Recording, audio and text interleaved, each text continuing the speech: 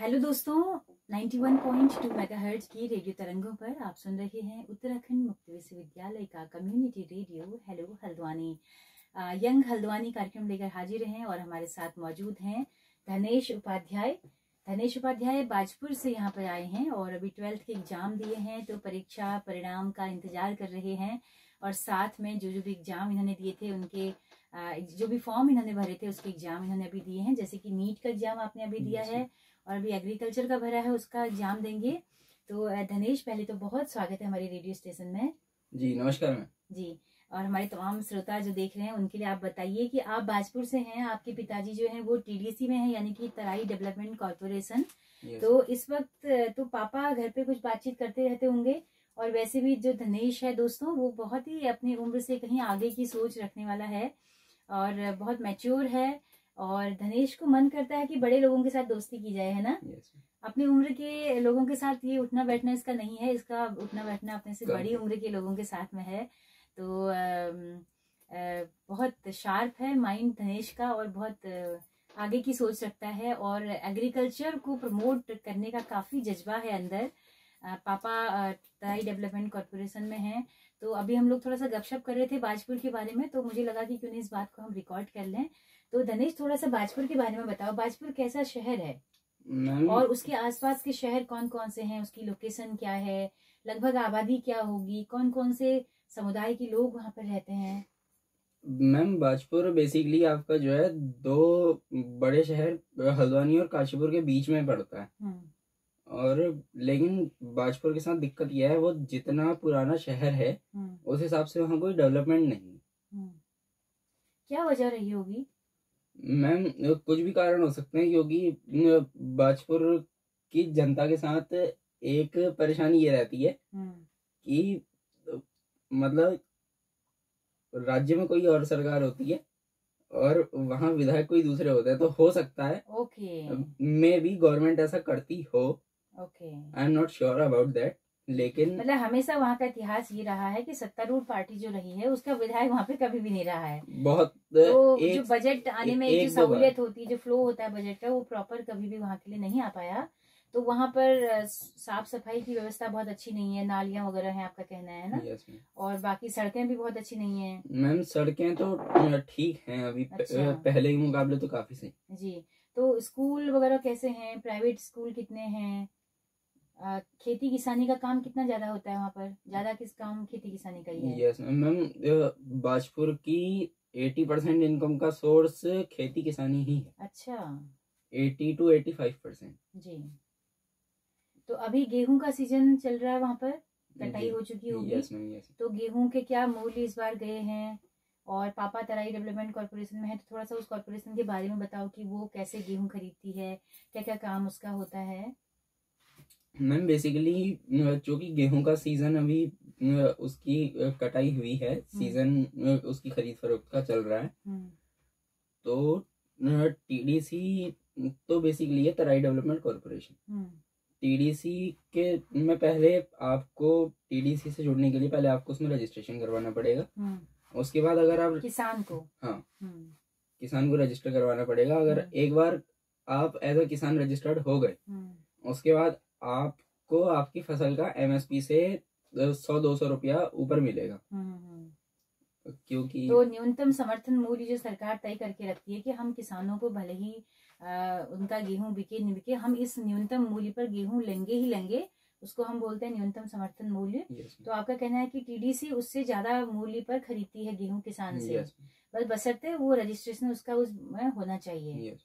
तो लगभग 100-200 रुपए का ज्यादा अंतर रहता है। जी, टीडीसी को गेहूं खरीदने की जरूरत क्यों पड़ती है, उसको कहाँ के लिए चाहिए होते हैं गेहूं? मैम बीज बोने के लिए गेहूं का पहले मैं आपको शुरुआत से समझाता हूँ। सबसे पहले तो किसान से सैंपल मंगवाया जाता है। सैंपल उसके बाद देहरादून और पन्नागर इनकी लेबोरेटरीज में जाके वहां पे पहले सैंपल का टेस्ट होता है। अगर 80 से 90% तक का जमाव उस फसल में है बीज बनने के बाद, तो उस फसल को मंगवाया जाता है, अन्यथा फसल नहीं मंगवाते। ओके, तो फसल अगर मंगा ली तो उसमें से फिर बीज का छटनी किस तरह से की जाती है? Ma'am basically under size, over size और एक परफेक्ट साइज रहता है, उसके आधार पे छटनी की जाती है। अच्छा, तो वो गेहूं क्या मतलब वो तीनों ही गेहूं क्या बोने के लिए रखे जाते हैं? जी मैम। अंडर साइज भी? यस। या अंडर साइज को फिर खाने के लिए इस्तेमाल कर लिया जाता है? नहीं, अब वो तो जिस पर्पज से खरीदा गया है तो। अच्छा, तो तीनों ही गेहूं को बोने का काम करते हैं? बोने का काम तीनों से ही रहता है, लेकिन कई बार कुछ कंडीशंस ऐसी आ जाती हैं कि जो परफेक्ट साइज का गेहूं होता है या कोई सा भी अनाज हो, क्योंकि टीडीसी केवल एक गेहूं ही नहीं खरीदती, चावल, धान और बाकी के। अच्छा, तो सारा चीज खरीदती है टीडीसी। टीडीसी के और क्या क्या काम है, कुछ बताओ पाओगे? टीडीसी के और क्या क्या काम होते हैं? मतलब वो पूरे तराई के डेवलपमेंट के लिए योजनाएं बनाती है टीडीसी? यस। तराई का डेवलपमेंट से संदर्भ यह है कि किसानों का किस प्रकार से विकास हो, उनकी गेहूं की फसल कैसे बढ़िया बने, यस, उनको सस्ते में कैसे खाद मिले, उपलब्ध हो जाए। इस चीज के लिए उन्होंने पन्नागर यूनिवर्सिटी से टाई अप भी किया। अच्छा, तो यहाँ के वैज्ञानिक कुछ सलाह देते होंगे या यहाँ से बीज आता होगा या कुछ इस तरह का होगा कुछ। अच्छा, तो पापा को कितना साल हो गया है टीडीसी में? सन 96 से होंगे। 96 से हैं। अच्छा, और घर में और भाई बहन कितने हो? मैम एक बड़ी सिस्टर है, एक मम्मी है, एक दादी और एक पिता। ओके, तो अभी 12th के एग्जाम दिए हैं, कौन से स्कूल से किया पढ़ाई वहाँ पर? DAV public school. DAV public school. तो क्या लगता था पढ़ना? अच्छा, क्या सब्जेक्ट पसंद है तुम्हारा? फेवरेट क्या है? मैम फेवरेट तो सभी कुछ है, ऐसा ही। बहुत अच्छा क्या लगता है पढ़ना? बहुत अच्छा तो अकाउंट्स और बिजनेस। अच्छा, अकाउंट्स और बिजनेस अच्छा लगता है। और बिजनेस करने का मन भी है ना तुम्हारा? मतलब जॉब का ज्यादा नहीं है क्रेज? मतलब ये है कि अपना कुछ बिजनेस करना है। मैम फिर मुझे ये लगता है कि अगर सारे जॉब लेने वाले ही हो गए तो जॉब देगा कौन? देगा कौन, क्या बात है। और क्योंकि जॉब के लिए मारा मारी भी आप देख ही सकते हैं, आए दिन खबरें आती हैं। इवन एक अगर स्वीपर की, चपरासी की भी नौकरी निकलती है तो उसमें भी कई बार डॉक्टरेट किए हुए लोग भी अप्लाई करते हैं। तो बिल्कुल, तो ये एक है सरकारी नौकरी के प्रति लोगों का ना, क्योंकि उनको लगता है कि अरे सरकारी चीज है तो आराम से जिंदगी गुजर जाएगी, बड़े अच्छे से गुजर जाएगी, और कोई रिस्क नहीं लेना चाहते लोग ना। और अगर बिजनेस करेंगे तो उसमें रिस्क होंगे, है ना, रिस्क होंगे, कभी फायदा होगा कभी घाटा होगा। तो बिजनेस का क्या बचपन से ही था कि कुछ बिजनेस ही करना है, और किस तरह के बिजनेस की तरफ रुझान हो रहा है? मैम रुझान तो काफी कुछ है, रुझान तो काफी कुछ कहता भी है, लेकिन हर चीज को देखते हुए चलना चाहिए। और असेट मैनेजमेंट जो है बिजनेस में बहुत ज्यादा जरूरी है। कौन सा मैनेजमेंट? Asset management. अच्छा, वो क्या होता है? मैम असेट्स जो होते हैं वो आपके पास मतलब टोटल कितना वैल्यूएशन है कंपनी का, जैसे कंपनी का कैश फ्लो कैसा चल रहा है, उसके पास लैंड एंड बिल्डिंग्स कितनी है, प्रॉपर्टी कितनी है, और इन सब ये होता है असेट्स। फर्नीचर हो गया जैसे, और बाकी कंपनी की कुछ लाइबिलिटीज भी होती हैं। ओके, तो अभी नीट का एग्जाम दिया, कैसा रहा है? डॉक्टर भी बन सकते हो मतलब, अगर एग्जाम क्वालिफाई हो गया, ठीक ठाक रैंक आ गई, आयुर्वेदिक से, होम्योपैथी से या डेंटल में अगर रैंक के हिसाब से, तो डॉक्टरी भी कर सकते हो? मैम कर सकते हैं, लेकिन उसको मैंने सेकेंडरी ऑप्शन पे रखा हुआ है। ओके, और एग्रीकल्चर में? Ma'am the agriculture and then business is my primary option. Okay, तो पॉलिटिक्स में भी काफी एक्टिव रहते हो तुम, काफी दिलचस्पी तुम्हारी रहती है। है ना, तो बाजपुर का जो पंचायत, जो नगर पालिकाएं हैं, वो किस तरह से हैं, मतलब मजबूत हैं? कुछ होता है, कुछ वहां पर काम होता है? मैं सही बताऊं तो मेरे घर के सामने की सड़क तो आज तक नहीं पड़ी। अच्छा, वहां पे मतलब हर बार पंचायत चुनाव से पहले इवन हमारे जो वार्ड मेंबर है उसके पास मैं आए दिन बैठता हूँ, तो अभी सुनने में आया कि वहाँ का काम शुरू हो रहा है। ओके, मेरे घर के सामने जी।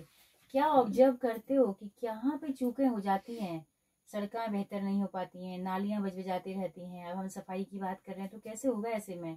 कई सारी चीजें आम आदमी के हाथ में नहीं होती हैं, वो पॉलिसी मैटर होते हैं। तो कुछ सुझाव दो, कुछ टिप्स दो, हमारी जो भी नीति नियामक अगर सुन रहे होंगे इस बात को, तो एक बच्चे की जुबानी भी कुछ टिप्स जाने चाहिए कि कैसे एक शहर को हम बहुत खूबसूरत बना सकते हैं। मैम सबसे पहली चीज तो वहाँ का जो अपशिष्ट पदार्थ लेने वाली वहाँ भी बिल्डिंग है, उसमें डेली प्रॉपर कचरा नहीं पहुँच रहा है।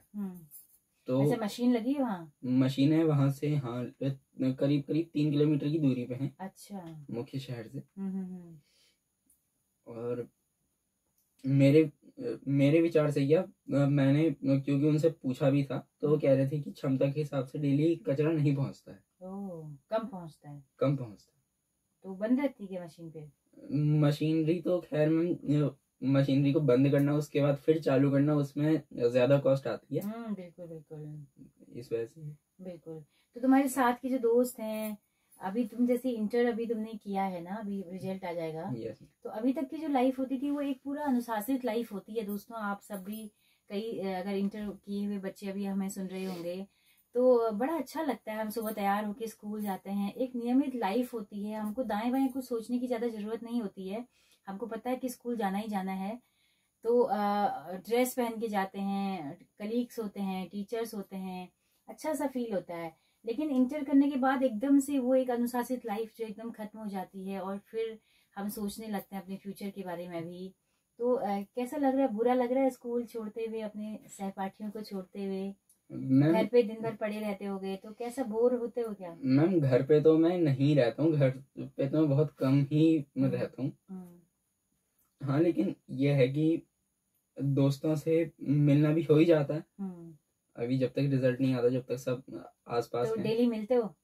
डेली तो नहीं, पहले मिलते थे। अभी मैं आने से पहले वहाँ अनाज मंडी में हमारे 7-8 दोस्त हैं। अच्छा, उनका रोज शाम को बैठते हो। तो अनाज मंडी में बैठते हो? हाँ। अच्छा, कितनी बड़ी मंडी है बाजपुर में अनाज की? बहुत बड़ी है न, होगी करीब 8-9 एकड़ में फैली हुई होगी। अच्छा, ओके। तो फिर अभी अब बुरा भी लगा होगा फिर विदाई में कि अब स्कूल छूट रहा है, अब थोड़ा बड़े हो गए, बड़ी वाली फीलिंग आई थोड़ा कि बालिग भी हो गए हैं, थोड़ा बड़े हो रहे हैं? हाँ yes. हाँ, बालिग हो गए, 18 साल हो गए पूरे? yes. अच्छा, तो अब तो फिर देश दुनिया के बारे में सोचने और उससे लगे हो गया, वोट भी डालोगे, अब इलेक्शन होंगे तो, है yes. ना? तो क्या संदेश दोगे हमारे यूथ के लिए जो हमें सुन पा रहे हैं इस वक्त पे? क्या कहना चाहोगे? मैम मैं तो यही कहूंगा यूथ को कि अपना टारगेट हमेशा क्लियर रखो। अगर आपका गोल सेट है तो सब कुछ बढ़िया है, वरना सब कुछ गोल है। क्या बात है, बिल्कुल अच्छी बात है। विजन क्लियर हो कि करना क्या है ना? और ये भी है कि अपनी पसंद का काम करें, है ना? yes. बोझिल होकर किसी काम को ना करें, जो पसंद का काम है उसे करें, है ना? और अब आपने ये बात कह दी है तो एक चीज मैं इसमें और जोड़ना चाहूंगा। ये अकबर के दरबार में एक मंत्री थे अब्दुल रहीम खाने खाना, ये उनकी कुछ पंक्तियां हैं। हाँ, बिल्कुल। कर बुलंद खुद को इतना कि हर तकदीर से पहले खुदा बंदे से पूछे बता तेरी रजा क्या है। क्या बात है। तो इतना मतलब फर्म हो आप अपने उसमें, अपने डिसीजन में कि खुदा भी आकर पूछे कि बता क्या आरजू है भाई, मैं कर देता हूँ पूरी तेरी, है ना? मैम आरजू तो पहला कदम तो आप ही को ही रखना पड़ेगा। बिल्कुल। उसका तो बस ऊपर से आपके ऊपर हाथ है। बिल्कुल। तू बस चलता रहे, बिल्कुल, तुझे गाइडेंस मैं दे दूंगा किसी ना किसी फॉर्म में। बिल्कुल।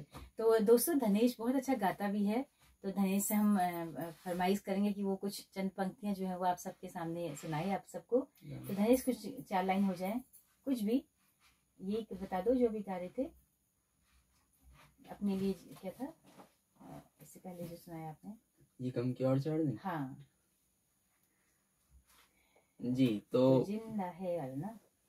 ये गम के और 4 दिन, सितम के और 4 दिन, ये गम के और 4 दिन, सितम के और 4 दिन, ये दिन भी जाएंगे गुजर गुजर गए 1000 दिन। तो जिंदा है तो जिंदा है तो जिंदगी की जीत में यकीन कर, अगर कहीं है स्वर्ग तो उतार ला जमीन पर। तो जिंदा है।